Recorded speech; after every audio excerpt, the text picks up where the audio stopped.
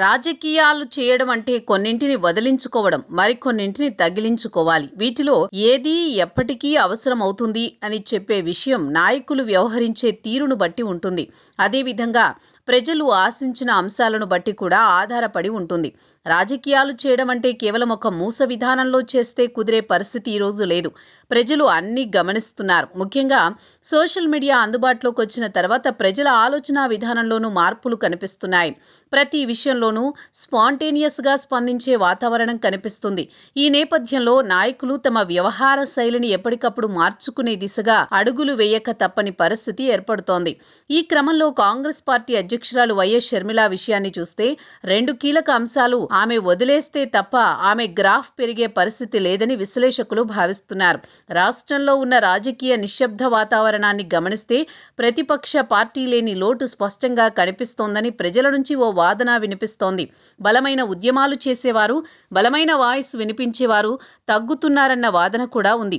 ఒకవైపు వైసీపీ నాయకులు తమ ప్రయత్నాలు తాము చేస్తున్నప్పటికీ ఇది అన్ని వర్గాలను చేరుకోవడం లేదు. ఈ నేపథ్యంలో కాంగ్రెస్ రాష్ట్ర అధ్యక్షురాలిగా ఉన్న షర్మిల ఈ గ్యాప్ను పూర్తి చేసేందుకు అవకాశాన్ని సద్వినియోగం చేసుకోవాలని పరిశీలకులు సూచిస్తున్నారు.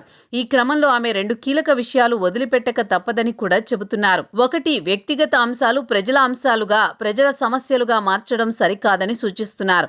దీనిని మెజారిటీ ప్రజలు హర్షించడం లేదు. సహజంగా రాజకీయాలన్న తర్వాత అనేక సమస్యలు వస్తాయి, అనేక వివాదాలుంటాయి.